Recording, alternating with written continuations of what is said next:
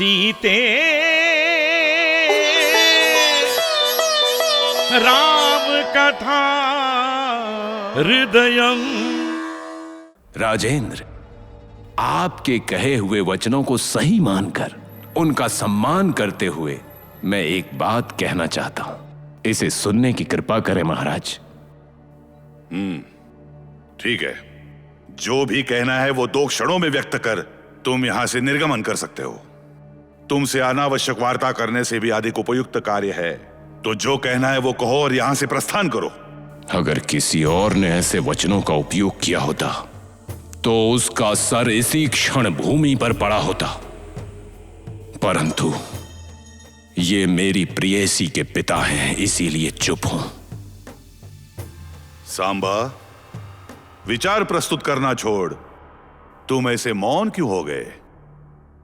कहना है तो कहो या जाओ यहां से। अवश्य महाराज। अगर कहीं आपकी पुत्री की तपस्या में कोई विघ्न आ जाए या फिर वो मुश्किल में पड़ जाए और अगर महाविष्णु से मिलन में असफल हो जाए तो उसे आजीवन कन्या बनाकर उसके जीवन को बर्बाद करने की जगह इस पराक्रमशाली सांबा के साथ विवाह करवाने का संकल्प लेंगे। सांबा, ब्रह्माधीन होकर दिन में ही स्वप्न देख रहे हो तुम?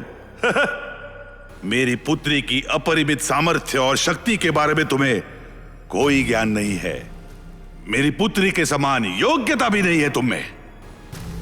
जल में तैरती मछली आकाश में चमकते तारे को छूने की इच्छा से जल से बाहर आ जाए तो उसके साथ क्या होगा तुम्हें पता है ना?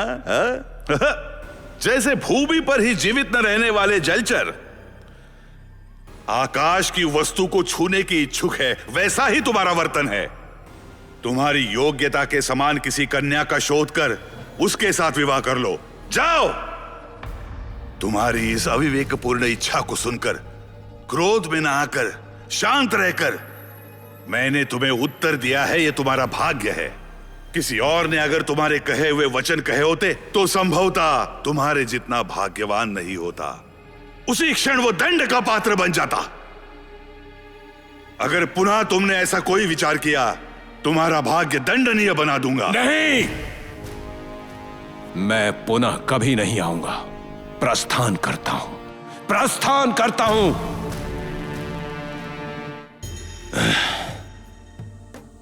मुझे दंड देने का विचार किया आपने? आपकी पुत्री को कैसे पाना है मुझे ज्ञात है। अब वही मार्ग सही रहेगा।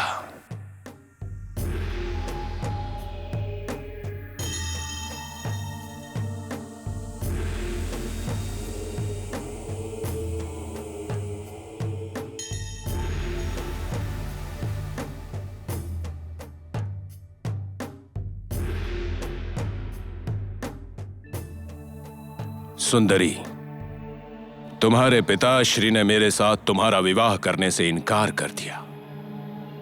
मेरी प्रेम याचना को उन्होंने नकार दिया, परंतु ये सांबा तुम्हें प्राप्त करके ही रहेगा।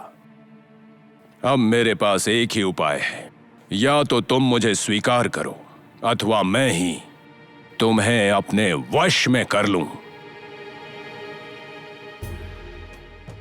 वेदवती, मैं सांबा यहां आया हूं। हां, तुम्हारे अप्रतिम रूप और लावण्य से विचलित होकर मैं पुनः तुम्हारे पास आ गया हूं वेदवती। मैंने अपना प्रस्ताव तुम्हारे पिता के समक्ष रखा, किंतु उन्होंने कहा कि तुम्हारी इच्छा के विरुद्ध वो किसी के साथ भी तुम्हारा विवाह नहीं करवाएंगे। तो सहमति दो, बस इतनी ही तो आवश्यकता है। मेरी ये बात मान लो सुंदरी। सुंदरी, इस पूरे जगत में कोई भी तुम्हें वैसा संतोष नहीं दे सकता जो मैं दे सकता हूं। जब तक मुझ में प्राण है मैं किसी और कन्या को नहीं देखूंगा और अपने हृदय में बस तुम्हारे लिए प्रेम रखूंगा। तुम किसी भी वस्तु की इच्छा करो, वो किसी भी लोक में क्यों ना हो, मेरे पराक्रम से तुम्हारे पास लाऊंगा। उसे पाने के लिए मैं अपने प्राणों की भी चिंता नहीं करूंगा। मुझे स्वीकार करो सुंदरी, मुझे स्वीकार करने की कृपा करो। सुनो पुरुष, तुम्हारे दुष्ट प्रस्ताव को मेरे पिताश्री किसी भी कारण सहमति नहीं देंगे, ये मुझे भलीभांति ज्ञात है। तुम में, तुम्हारे संस्कारों में सज्जनता नहीं है। इसके साथ तुम सत्य के पालक भी नहीं हो, ये मुझे ज्ञात हो गया है। तुम्हारे हजारों जन्मों में मेरी जैसी कन्या का प्रेम तुम कदापि प्राप्त नहीं कर सकते। एक क्षण के लिए भी तुम यश प्राप्त नहीं करोगे। इसीलिए इसी क्षण तुम यहाँ से प्रस्थान करो। सीते